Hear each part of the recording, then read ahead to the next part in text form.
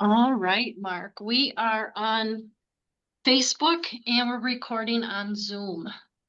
Great, then let's go ahead and call the meeting to order. This is the meeting of the Village of Shorewood Hills Pool Committee.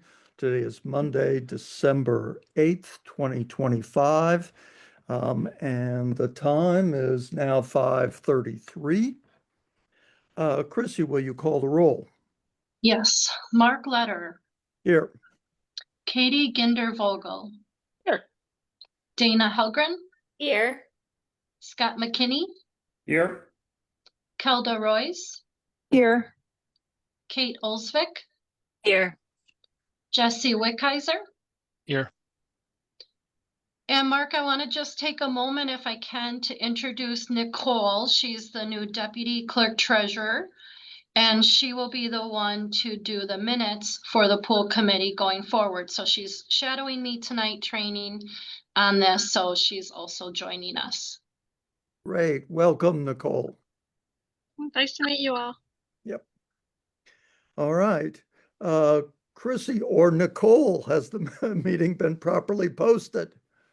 Yes, the meeting's been properly posted. Excellent, thank you.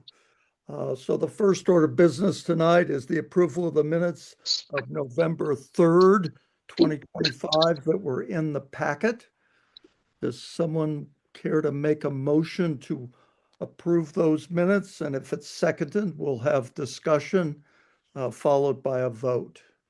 I move to amend the minutes to Oh. properly reflect that my absence was excused. I did notify the pool manager that I had an out-of-town obligation several weeks before the meeting. Okay. Well, could we get a motion to approve the amended minutes? So I'll make moved. a motion to approve the minutes with the amendment of Kelda's absence. Okay, is there a second? Second. Thank you. Any further discussion or questions about the minutes? Seeing or hearing none. All those in favor of approving the minutes as amended, please raise your hand or say aye. Aye. That motion passes. Thank you.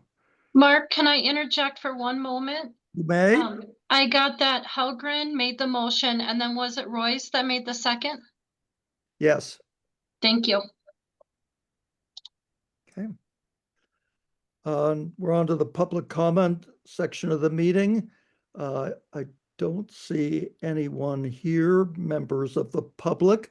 Is there anyone online, Chrissy, who wishes to make a public comment? No, we don't have anyone from the public online. All right, then we will go directly to the meeting then. The first order of business is the pool manager's report. Dane, you're up. Yeah, I can just provide a couple of updates. One thing that I talked about the last meeting was the shade structure on the east side of the pool. So we now have a new shade structure that's been installed on that end. There's parts of it that still will be finished in the spring. We had one piece of it that had a prong on the wrong side, so that'll be in here in the next few weeks, and then that'll get installed by the construction company in the spring. But basically this shade structure, it's a cantilever, so the posts and everything for it are outside of the fence on the east side of the pool, and then it cantilevers over the fence. So that's the deep end of the pool where there was previously a structure with a bunch of legs. That's where that'll be.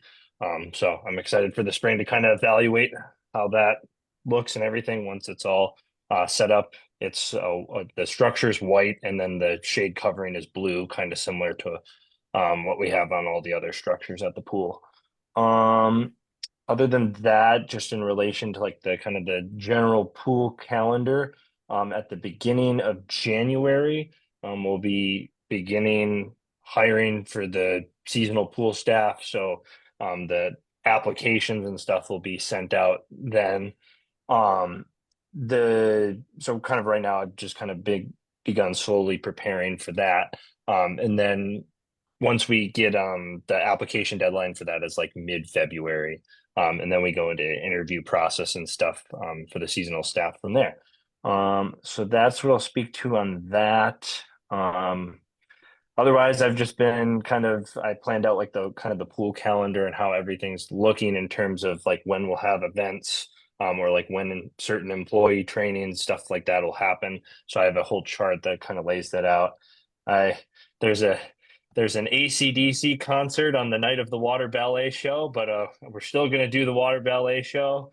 But that was kind of unfortunate that that popped up on there, but you know, we can work around that, I think. So Okay.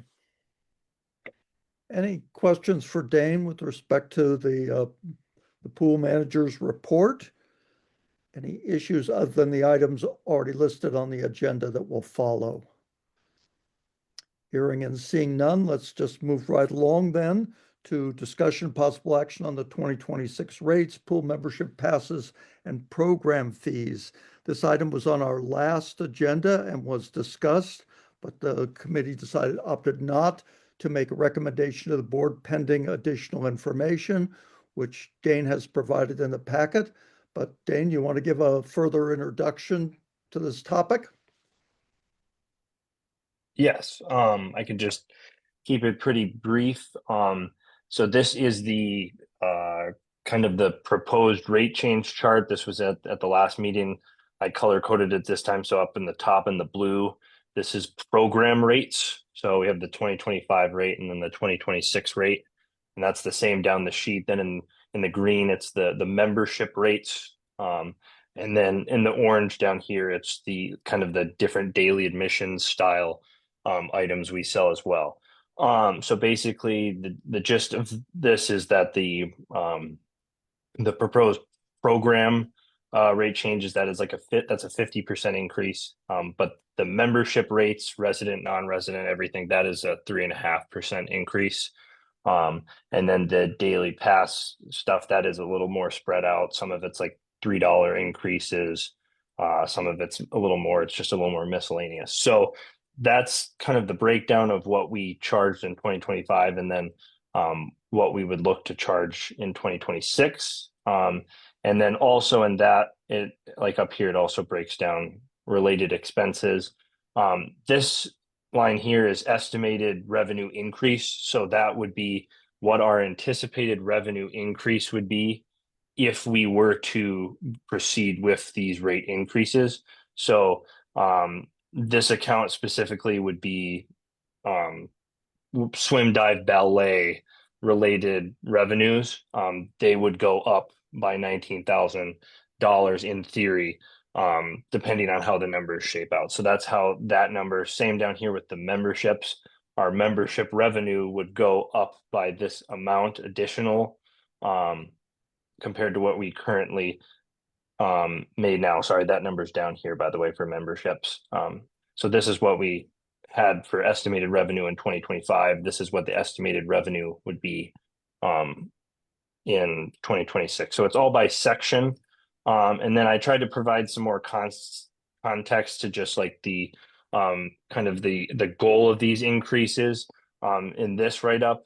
The main components of that being increasing the pool's fund balance to kind of build fund balance to save to put towards future like long-term large scale projects, as well as kind of other pool expenses such as increasing staff salaries and stuff like that.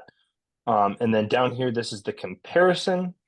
So one comparison I did for program fees, the other comparison is for membership rates.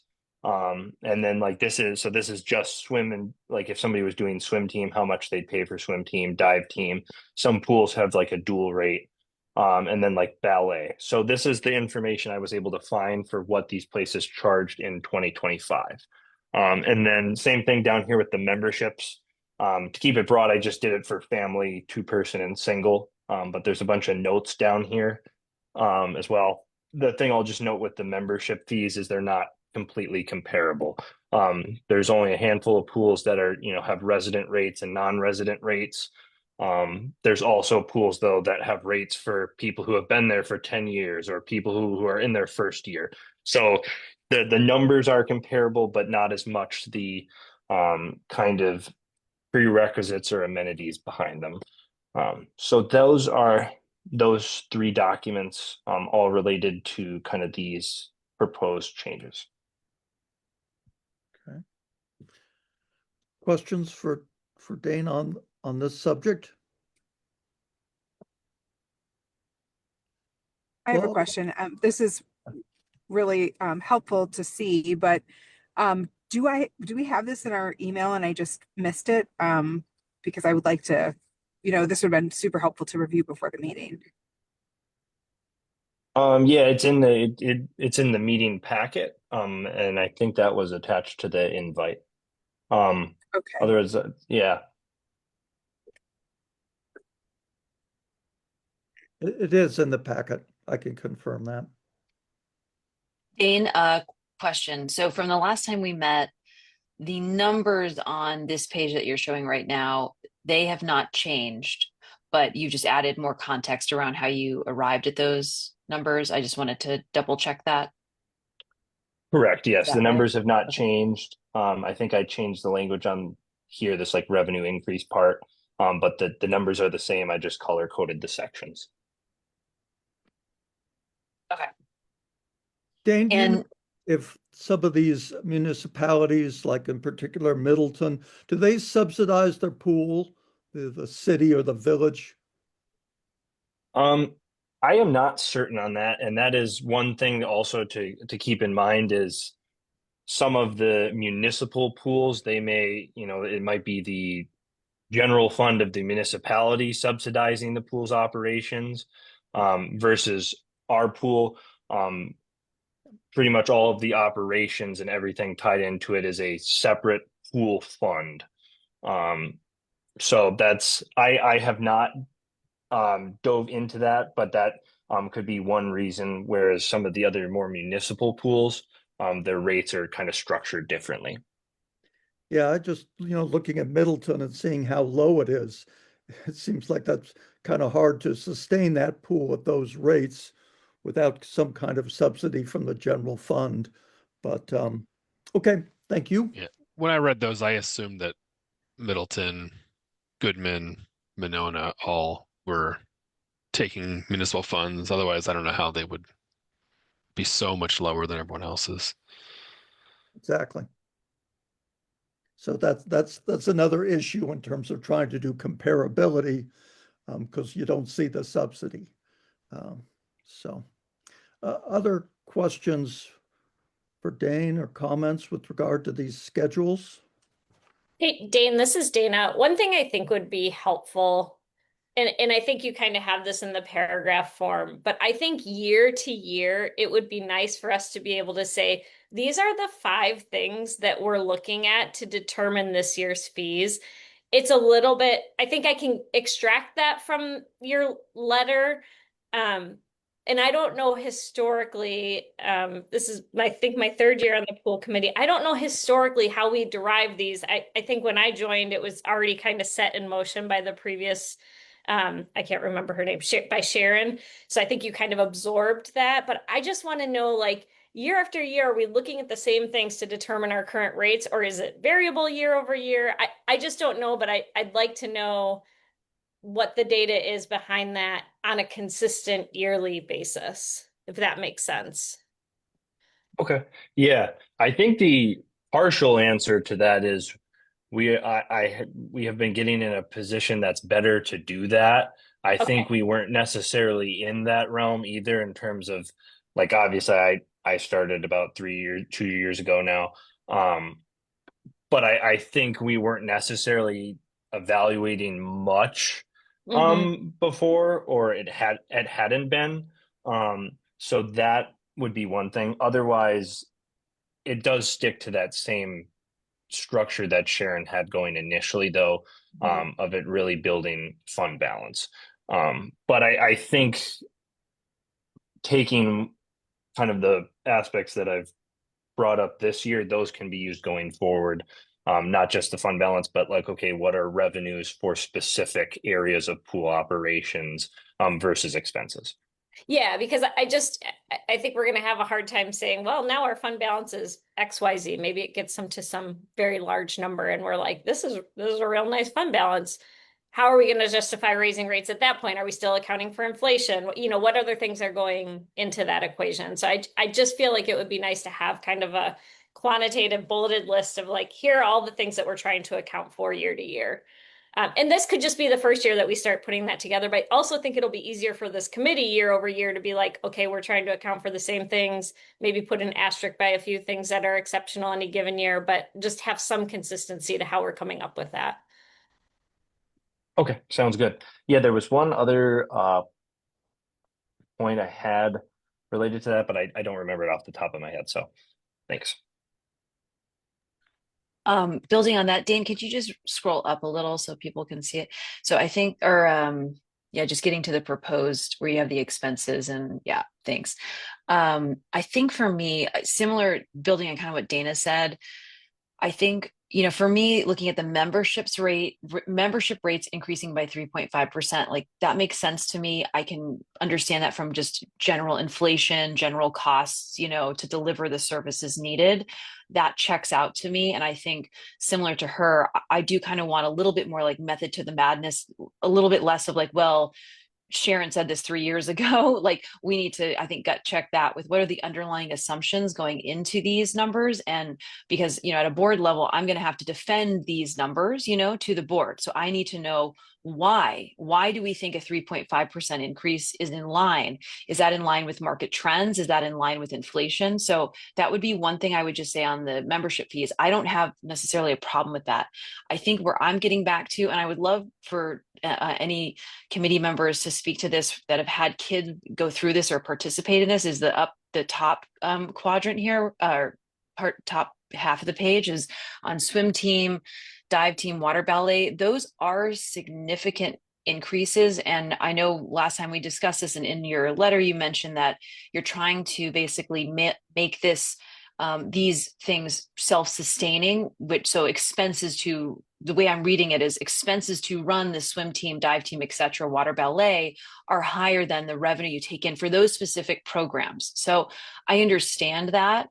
I guess one question is, well, do we want to look at this more as a portfolio model and other things offset those expenses? That would be one path to go down. Or if we do want those to be kind of self-sustaining, I might suggest that we phase this in over a few years, because I'm sorry, like a $75 jump, or sorry, a 115 jump from 75, like that is going to feel pretty steep. And this, again, I haven't had a child go through this yet and been a participant in this personally. So I would love to hear from other members, like how that will land, especially if, you know, it's not like our building, and we will get to this in the next agenda point. But if we had a nicer facility, I think one could say, this is why rates are going up. Wow, look at this new thing they added, or, you know, nicer thing here or there. But because we are not doing that for this summer, that is where I'm kind of hitching. And I would love to hear other people's thoughts on that. I can speak to somebody who's had kids go through the swim and a little bit dive program. What I noticed, and maybe this is the way we would ultimately message this if we did an immediate increase, is the difference with the other pools and how 115 for swim and 115 for dive is still pretty low compared to a lot of the other pools. That was quite a surprise to me. I did not realize there was such a difference in the fees, and I do think we should definitely line up with other pool programs, so that, I mean, I would say that I think nobody would argue with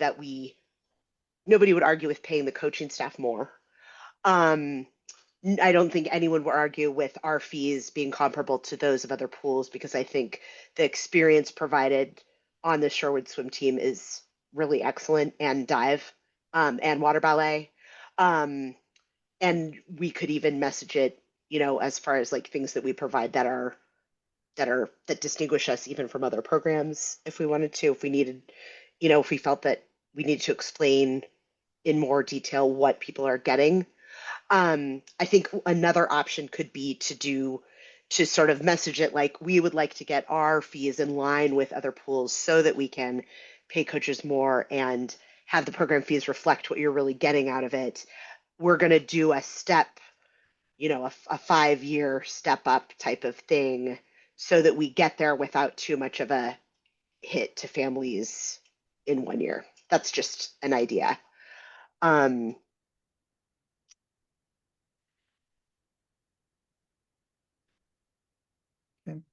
Like Katie, I don't have an issue getting to where we ultimately want to get, and I agree with that. I've always thought our fees, team fees, were very low. And I do agree though, Kate, I think that it is a little eye-popping to jump up that much in 1 year. So if we are going to get there, you know, could we do this over a 2 or even 3-year period? You know, Dane, and I kind of lean on you to figure the budget ramifications of that, but I would be a little more comfortable with a phased approach. If our budget could stomach that. One thing I was going to add to that I forgot to say is that I think in some ways we've been, I don't know how the right way to word this, but I think I would like to see our fees be in line with other pools because I want people to understand the value that they're getting from those programs. And sometimes I think you have to price things a certain way, you know, the same as the rest of the options to help consumers say understand that like you are offering the same thing or maybe even something better. I'm just going to say that I'd be in favor of a stepped approach if, as long as it was a very abbreviated step. I don't want 5-year, you know, increasing $40 over 5 years is just, it's excessive. I think like it, people can take, you know, a $40 hit over 2 years at the, you know, I mean, it by percentage, it is a big jump, but seeing the comparables, it makes it a little easier to, much easier to stomach.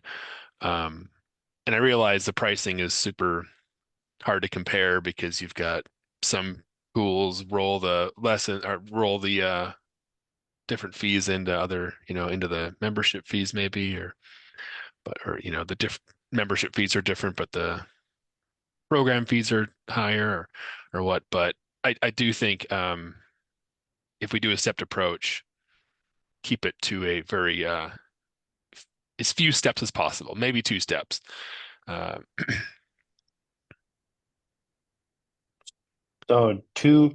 like yeah, like so this model was, or these numbers were kind of just chosen based off of, like I said, the percentage increase following a percentage.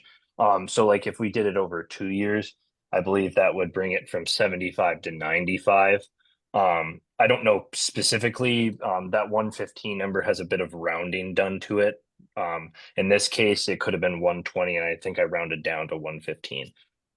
So 95 could also be an option where it's 95 this year. That would be, I'd have to do the math on the water ballet side because that's a different rate. But if it was over 2 years, let's say that would be 95, and then 115.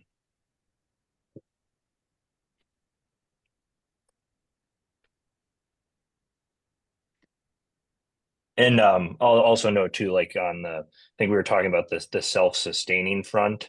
I think the pool is always kind of structured it where it's not necessarily meant to be completely self-sustaining the programs. Like the pool membership is stuff that contribution is also supposed to contribute to supporting the programs. So the intention with these is not to either completely like say that okay, swim team is completely subsidizing swim team 100%. It's just to get it closer to that. Kind of where we're at now is not as close, expense wise.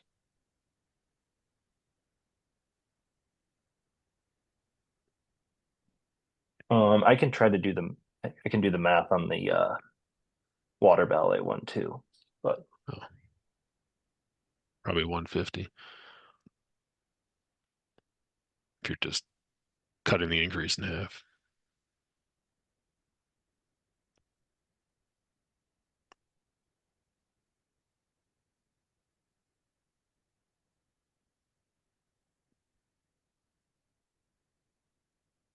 we don't have to wait on me to do the math. Any other comments? I will say, we're trying to get this before the board this month at their regular meeting, so that we can get the fee schedule published in January when we start to reach out to the members, and let them know what the plan is. So I think either this schedule or some amendment thereof, if the committee wants to make the recommendation, that would be great. I guess what I'm hearing, I can make a recommendation, but I want to gauge the group first. What I'm hearing is that generally people are okay with the rate changes for membership, but would be maybe more inclined to go on a 2-year phase-in approach for the program fees. Is that what I'm hearing? It sounds like what we've said. I do just have a question about the membership. If we are not going to increase the program fees to their proposal, and our goal is to increase our funds, are the membership increases enough to cover, what we need to, to be successful this year and going forward? Like operationally, we're not in any sort of issue in terms of like year to year. I think this increase, it still, it still builds fund balance. It's just not as much as the calculated amount I have on there.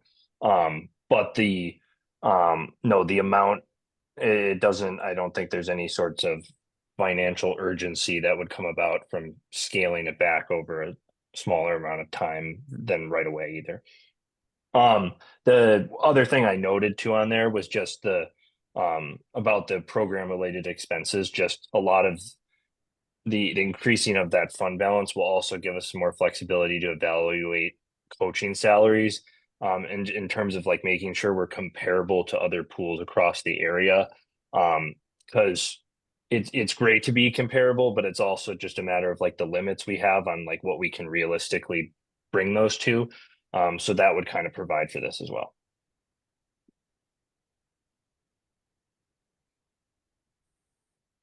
Well, Scott, do you want to take a run at it or not? Sure. So I would recommend that the committee consider approving the membership rate fees as increases as outlined on Dane's sheet. And for the program fees, getting to the final number in a 2-year phased approach. So half the first year, half the second year. I don't know if that's a motion or not, but so there was a like a motion we created that had the language that would encompass everything, because I was also just going to mention then the daily pass side of it that was also in there on the bottom of the sheet. Mark, did you want me to read off what that motion was, or? Yeah, we can do that, and then we can amend that motion to include the phasing in of the program fees. Okay. Yeah, so that the motion was to recommend to the board approval.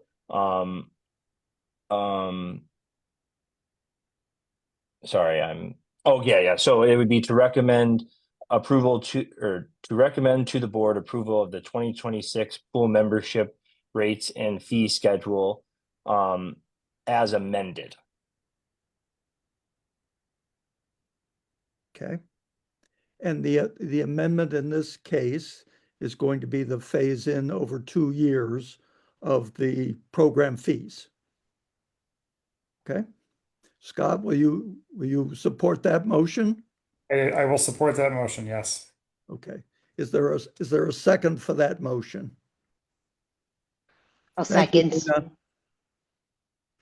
Okay, so we have a first by Scott, a second by Dana for the motion. Everybody understand the motion?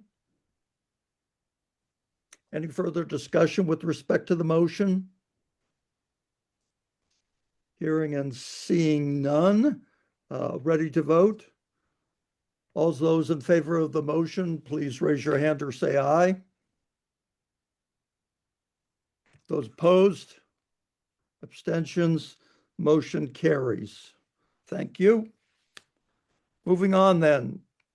Dane, the last item on our agenda tonight is the updates and discussion about the pool building community center capital improvement projects. You want to take us where we left off on that was we retained Raymaker and their subcontractor Findorf to give us an assessment of the building. That was phase one of that project. That was completed and the reports have previously been submitted to the committee. We have requested and Raymaker provided as included in the packet what the next steps would be should we proceed with phase two or phase, I guess, 1.2 and then phase two. Dane, do you want to add anything to that, or Kate, would you like to add to that? And you can go first and then I'll chime in. Yeah, so since we last had the last meeting where we were just discussing this, I think one of the points we kind of ran into, we had another meeting also with Raymaker, was trying to understand the steps before we would go to a phase two, like what's some important info that we need to provide Raymaker that would be most helpful to them than to execute the phase two of the project in a seamless way or in an efficient way. So basically then after that meeting with Raymaker, they came up with kind of two step lists. So this phase 1.2 step list is like what they recommend we kind of do and establish before going into a phase two. And then the second checklist down here is how they would do a phase two, basically. So it's all the steps of what a phase two would look like. I have talked to Raymaker in terms of there's been a little bit of change in terms of like what we were thinking the scope of phase two was going to be before we ever did phase one, and what was kind of done in phase one that kind of overlap with that. So talking with Raymaker so far, they don't seem to anticipate there being too much of a cost change to the fit their original phase two bid from that standpoint. But otherwise, I have not gotten to look through these too in-depthly on my end. But basically, the first document, like I said, is just things we would consider before proceeding to a phase two, and just really the importance of that. Not going too far into phase two if we don't necessarily know exactly what we're doing, and then the phase two so we could kind of see what they would have planned for us. So those are those two documents.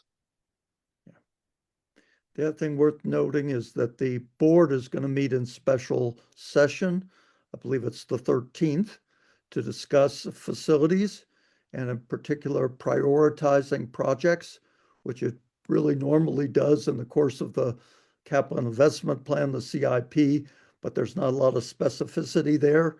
And so I think the special meeting of the board is to try to drive that home and to come up with much greater specificity about what's going to happen here, which hopefully as well will wrap in the community center, which has always been joined at the hip, if you will, with the pool. And I think it's open question for the board. Will that continue to be the case? Does the community, the village, the board see that the community at some point could be built in some other facility in the village, such as the Public Works building or whatever? So this is a very topical right now, and whatever guidance the committee wants to offer the board, I'm sure would be much appreciated. I think there will be a fairly extensive due diligence process and information campaign with respect to the residents on the community center as being a relatively new issue and a lot of work's to be done there. I think we've already got a leg up from the pool side with the work that Raymaker's already done. but it's going to be important for the village, the residents, to get up to speed with where we are on the pool and where they want to go with the community center. And so hopefully that's something that the board will focus on at the meeting on Saturday. Kate, do you want to chime in now? Is a good time? Yeah, sure. Yeah, thanks, Mark. So yeah, I was also going to plug Saturday, December 13th, 8:30 a.m. Come join us. And Dane, I think we can talk about it offline, but if we want to involve any of the, pool membership beyond the village, I know right now we've been mostly thinking about this as a resident discussion, but yeah, the point of the 13th will primarily be on having a first big round of input from residents in the village on, as they think about how we want to invest in our community, where do we see that? What do we want? What kind of village community spaces do we want to build for the next 10, 20, 30 years?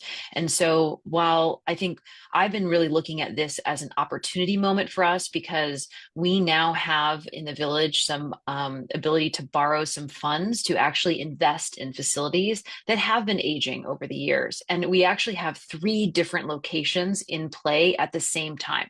So I think I'm trying to see the silver lining is now we have an opportunity to look at this puzzle at the same time instead of doing it in a piecemeal approach. And so I think, my suggestion here for the pool committee is, while the board and others start to gather that info from residents, right? And some big questions I have are, where do we want the community space located? What functionality do we want? Are there some things that we see other communities leverage and use, like Maple Bluff, that we would want to protect, potentially build into the mix here? So that's a question, I think, for village residents. For the pool committee, what I see us really needing to focus narrowly on, and where our expertise is in kind of almost imagining like the community center issue is, it's not for us to decide. So kind of putting that to the side, honestly, and looking at, okay, how do we build a dynamite pool facility?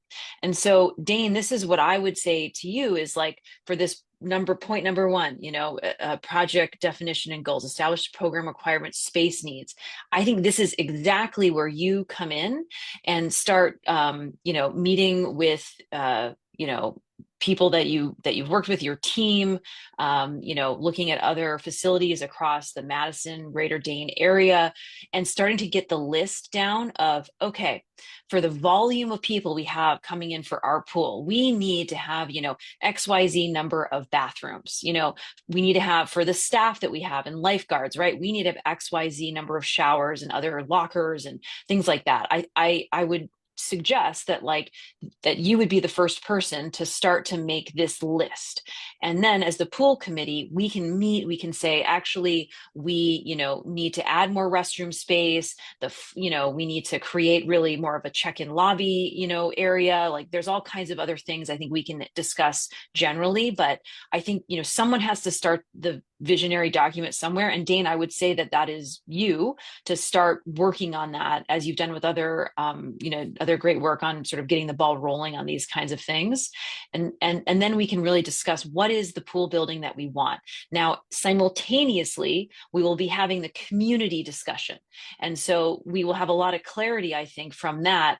Do people love having the community center at the pool because of parking or something? I don't know. Great. That's good to know. Then we can start to layer that on, either, literally on top of the pool building or adjacent to, right? We can start to have those kind of conversations. If it becomes clear that the community center actually does not live at the pool, then we are free to really, build the building or the facilities there that achieve the goals that the pool needs. So that's what I would suggest here. And I would suggest that we move very quickly, because I still think that there is a possibility that if it is not at the end of this summer, it is for sure at the end of next summer that we are breaking ground. I really think that we cannot let this go years and years and years into the future. The time is now. Like I know this has stalled out in the past, but you know what? We have a new pool committee, right now we have new members, we have new blood coming into, in terms of, village activation. And like the time is now to fix the pool building. It cannot keep going on. And so I think we need to hustle here. We need to move quickly. And if it doesn't happen on, September 1 of 2026, it is happening September 1 of 2027. That is my goal. So that's where I'm at. Hopefully that adds a little clarity, but I think we should really just focus on the pool facilities with this committee and make that the best pool facility for this location that we possibly can. Scott, you had your hand up? Oh, that was a clap. I was clapping for Kate. Oh, So, okay. Thank you. 100% agree. And Dane, I think you'll have a lot of people willing to help you put this together if you want to get started on it. Because I know it's a big ask, but I think it's really important. This is a kind of a moment in time where we have a wonderful opportunity, and there's some momentum from a lot of people in the village to take this on. So, but I do think there needs to be a sense of urgency here too. So, Dane, if I know you don't have anything else going on, but in your free time, if you want to get going on this, I'm happy to help. I saw Katie nodding her head too. I think there's some willing hands here. And Dane, Sounds good. if you would, could you include the survey of the pool members that you received, and then you summarized it? Could you make sure that that goes in the board packet for the special meeting? I know this, what's in the packet from Rainmaker is going into the board packet as well, but I think that's useful information for the board to have, not only to hear from the pool committee, but the pool membership in terms of where their priorities are. So if you can find that again, locate that again, and circulate that, and it might even be worthwhile to also send it out to the pool committee members just to refresh their memory as to where the membership was and where their priorities were as far as the facility is concerned. That'd be helpful. Sounds good. Yeah, I did almost even forget to. I'll do that tomorrow because getting the materials for Saturday's thing, that would be important. So I'll get the necessary stuff in there. So yeah, that'd be fantastic. Yeah, because as you can see here by this 1.2, the phase 1.2, what's up on the screen now, it's a fairly elaborate process to do. This is a big lift, a heavy lift, as Dave Benferrado used to say, in terms of all the steps that you need to go through even before you get to the point of trying to contract this out. So we'll have to work that through with the board, work that through with the pool membership, work that through with the committee, and just kind of go through it step by step so that we don't end up wasting a lot of time along the way or having to double back and pick up some things that we previously missed. Other thoughts from the members about going into this process?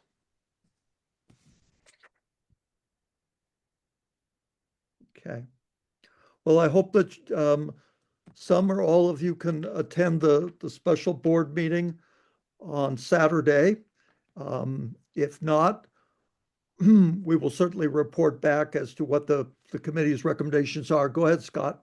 Is there is it possible to attend online? I'm going to be out of town, but could potentially log in. Is there a online version or not? Yeah. Oh, I- sorry. It is, right? It's hybrid, Kate? Yeah, we're going to be, so, Scott, it's going to be, live streamed, but there is going to be, it's kind of more of an async, the first half will be sort of asynchronous. So people will be going to like tables and giving feedback on certain things. And so you'd be able to watch that happen. I don't know how riveting that would be, but we are also going to be likely, we're figuring out the details, and actually in my comms committee, we're going to be discussing this Thursday, but there is going to be some kind of a, survey or digital way to participate and give your feedback. We're just trying to figure out the best mechanism for that. Okay. So I can make sure you get that, but keep an eye out for Great. that. And then, yeah, you can zoom in and watch it. And it just might not, the first part of the meeting will be people going to tables. It might not be that thrilling. The back half of the meeting, we're going to start to kind of sum up some of those themes we're seeing, and the board will have a discussion at that point. So that might be something to tune in for, I guess. Perfect. Thank you.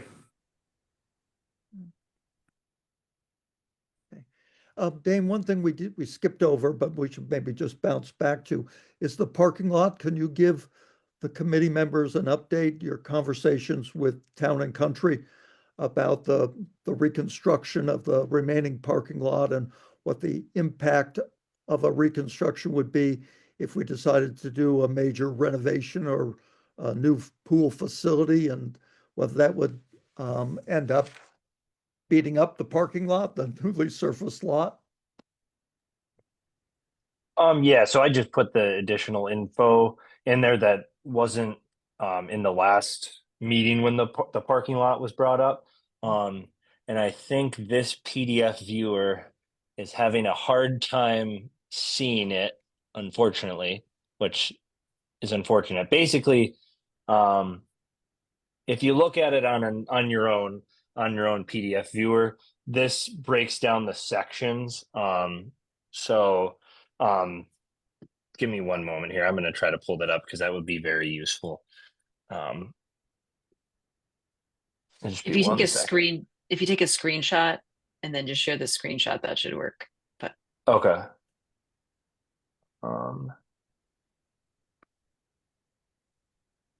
Okay, here we go.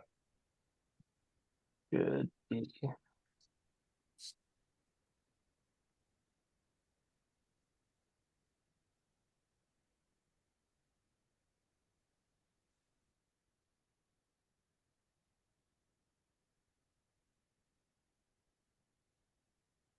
Okay. Can everybody see that? Yep. Okay. Yeah, so this is just info that wasn't in the last packet. So essentially this is the pool parking lot. This red square is the section that was redone last spring. And so basically what I did is I went to our village engineer, and there had been discussion on like, okay, redoing, just kind of finishing out as a one whole project, or if you did it in sections. That red square area, that one we did in a section because it was just so dire in need. So that's kind of the price estimates they gave to me on these, and this is basically what you would put together in a bid then. So from our village engineer, in terms of work this year, they kind of recommended getting that bid in by like January, February at the latest. And then once that goes through that process, though, kind of as we already did last year, there's typically no issue in terms of getting it done before the pool season. So that's kind of just how that shapes out. So that's that, and how the pricing shapes out on there. There's other components to it in terms of like the funding, and then I think there's obviously input that will, in terms of the space as a whole, maybe not the sections, but the space as a whole, that would involve like accessibility and like biking considerations and stuff. That's also a part of that. But otherwise, the only other thing I was going to speak to was just this green section. That is kind of the part that was fixed was the roughest. The other parts kind of still hold their own. They're not great. But this green section does have an area that does puddle water. And it's a pretty significant amount of water when it rains. So the example I give on this is when we hosted All City, it rained one of the days in All City, and we had the event kind of set up in the parking lot there, and I was out in the parking lot with a shop vac, like shop vacuuming out the puddle. So that's just kind of one example. With this specific area, I did talk to our engineer, and he kind of said that could be resolved totally. And with this project, it's a reconstruction, so it's not just like a paving over anything. They tear it all out, redo all the drainage, kind of how it's sloped and everything. And then the other component that was brought up in the last meeting was just like how would, if there was construction in the area for a pool building or whatever, how that would impact on that. And what I kind of got on that was it just kind of depends on the timeline. If it's something that's like a 3 to 5 year thing, then he kind of said like not waiting would kind of be the way to go, do it either way.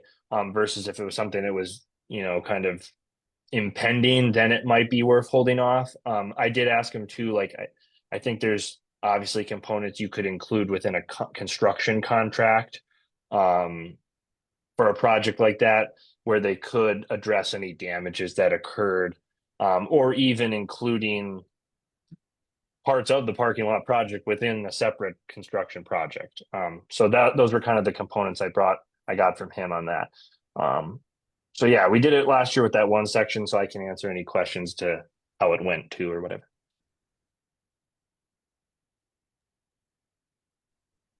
Mark, are you looking for feedback on this, or was this more informational? No, I'm happy to take feedback on this. It's just, this timing question and how the lot would hold up. And I think Dane has given us some guidance on that if we're looking at doing something in the short term in terms of the building, it probably doesn't make sense.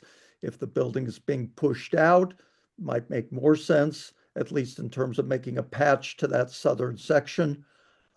But, beyond that, whatever you've got to say, welcome to hear it. I just offer that my recommendation is to not put $90,000 into fixing the parking lot until the building is reconstructed. If we had to, I could probably be convinced to vote for just that green section, but I'm hesitant to make a lot of investment in the parking lot, assuming that it will probably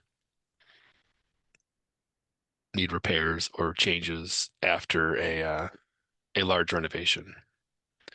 I do want to point out, however, that our parking lot, I believe, was used as a staging area for the utility work last was it summer? When was that?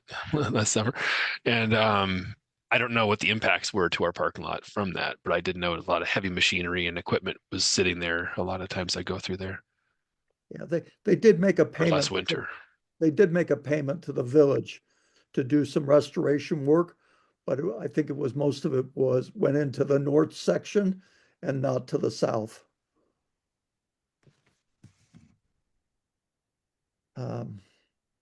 Okay, Dane, anything else on capital projects that you want to raise with the committee? No, not too much. I would just say on the parking lot, or in general, anything, the funding is kind of a question, and I don't, want to be too complicated on it. I think the question in the short term though would be that green section. If we were to look at doing that, how the funding would be approached for that. And I, like you said, I don't know if that's more of a board thing, but I'm happy to discuss that too in this meeting. But I don't also want to start talking into finance details if that prolongs the meeting. Understood. Okay. Anything else on this topic? I just want to be clear. So then, so Dane, are you, and it sounded like Scott and maybe Katie were interested, but are you on board to start looking into what would be sort of a first draft of list of, what are the requirements we would have for the pool, the size that it is, and the membership, the size that it is? Yes, I can start kind of going through this list and coming up with that. And I think we have a good amount of info from our surveys, and also kind of what I can get from staff input. I have the staff tend to almost be the most eager ones to have opinions on some of this stuff or envisioning things. So I think I have a good balance of feedback to look into and stuff to evaluate. So Okay, cool. Yeah, Dane, I think if you could just make progress on the first bullet point under item 1, program requirements, space needs, functions. I mean, that's the key. That's where this process needs to begin. So hopefully the membership survey will be of some help to you on that. And then just your experience, the experience of other members at the pool. Okay. That's about it for this evening. Future agenda items, we will obviously return to this subject at our next meeting. Dane, do you have what you need from the committee with respect to getting started in January? Getting the ball rolling, assuming the board approves the membership fees in terms of outreach to both the staff as well as the membership? Or you kind of know where you're headed on that?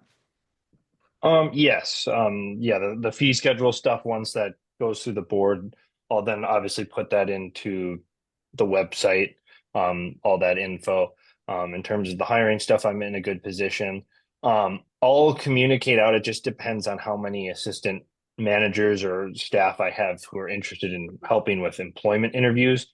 But I do sometimes have a committee member or like swim and dive club people help with those employment interviews.